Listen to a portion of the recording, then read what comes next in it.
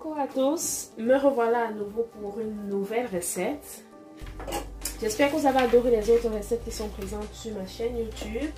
Aujourd'hui au menu, je vais faire du poulet brisé en fait. Donc je vais assaisonner mon poulet que je vais briser en soirée. Donc le résultat de mon poulet brisé, vous l'aurez un peu plus tard. Donc pour ça c'est 3 kg 200 g d'ailes de poulet. Donc ce sont les ailes de poulet qu'on va faire aujourd'hui. Donc pour 3 kg 200 g d'ailes de poulet, nous avons besoin de 2 citrons. Les citrons c'est pour laver mon poulet. C'est tremper le poulet environ 2-3 minutes. 2-3 minutes le poulet dans le jus de citron à mélanger avec de l'eau. Et on rince après. Donc ça c'est pour notre poulet. Nous avons besoin du citron pour le laver. Comme épices, nous avons besoin du poivre blanc. Donc là j'ai environ 2 cuillères à café de poivre blanc. Donc ça c'est pour 3 kg 200 g d'ailes de poulet. Ça peut aussi, cette quantité d'épices aussi peut aller pour 3 kg et demi. Donc 2 cuillères à café de poivre blanc de Penja. On a ici 5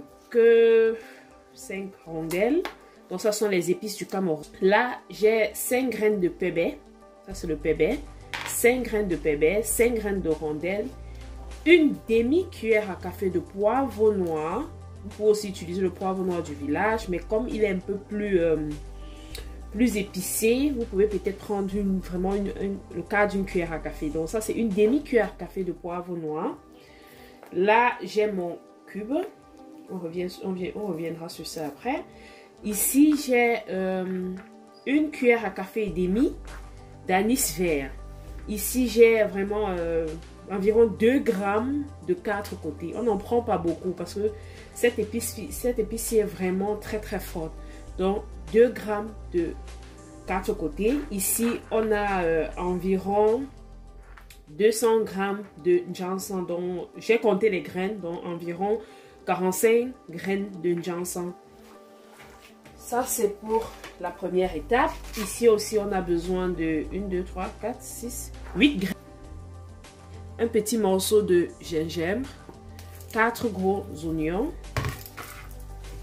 Là j'ai mon poireau. Donc je vais utiliser un poireau. Donc c'est vraiment pour cette quantité-ci. Vous pouvez aussi utiliser un demi-poireau. Ça marche aussi tout aussi bien. Là j'ai on va dire ma céleri. Donc là c'est vraiment disons 2 branches de céleri. Mon persil. Donc là j'ai 50 g de persil. Donc c'est le persil qui domine un peu ici comme épice. Comme assaisonnement aussi, on va utiliser la moutarde de Dijon, environ 3 cuillères à café. Là j'ai ma sauce de soja. Soya sauce c'est une épice, on va dire chinoise. J'aime bien aussi l'utiliser dans l'assaisonnement de viande. Donc là on va mettre juste 1 cuillère à café. Et ici j'ai mon cube, mon arôme bœuf. Ça c'est fait maison. Dans une autre vidéo je vais vous montrer comment je fais mon cube maison. Donc ça... on aura aussi besoin de l'huile pour l'assaisonnement. Donc à peu près cette quantité-ci. Et ici c'est mon mélange d'épices volaille en fait. Donc ça c'est mon mélange d'épices volaille. Donc c'est un tout petit peu de tous ces épices-ci que j'ai mélangé, j'ai écrasé. Donc voilà. Généralement pour cet assaisonnement, si j'aurais peut-être besoin environ 4 cuillères, 5 cuillères à café. Donc ça c'est le mélange d'épices. Je ne vais pas l'utiliser, mais c'est juste pour vous montrer en fait comment j'écrase mes épices à l'avance pour pouvoir les utiliser plus tard. Donc c'est parti, là je vais commencer le nettoyage, je vais faire mes oignons et tout et on se prend à tout de suite. Je vais vous montrer comment la suite en fait, comment ça se passe. Ça c'est l'herbe de province, je vais l'utiliser à la fin de mon assaisonnement, vous verrez plus tard.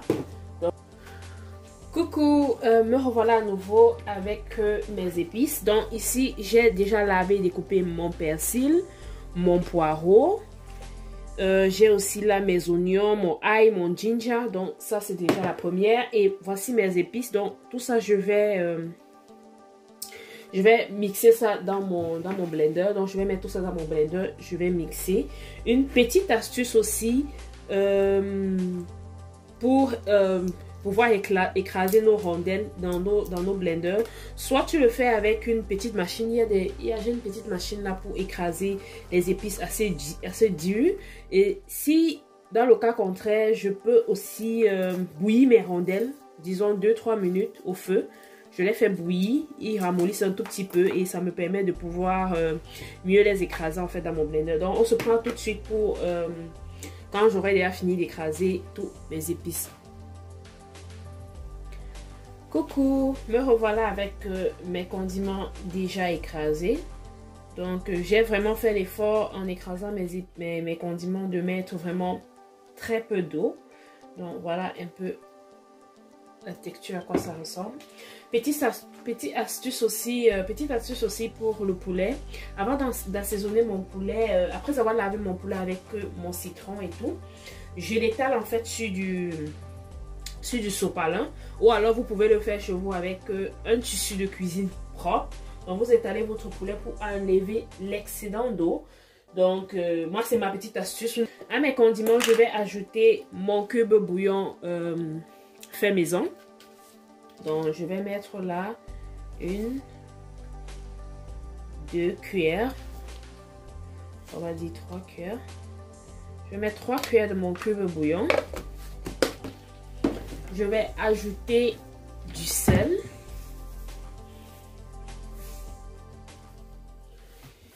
Et je vais mettre mon soya sauce. Bon, j'en mets une cuillère à café. Ça va. Je mets mon huile.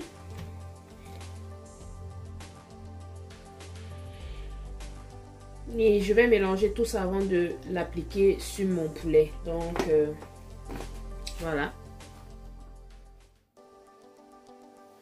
Donc, voilà mon poulet. Je l'ai mis dans une bassine.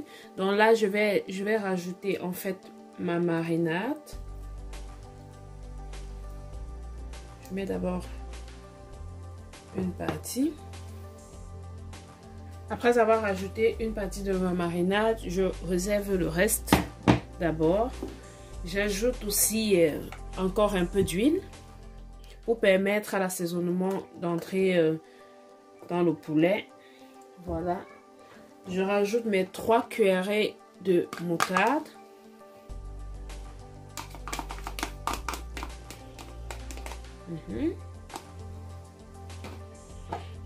Je mélange. Je rajoute le reste de ma marinade.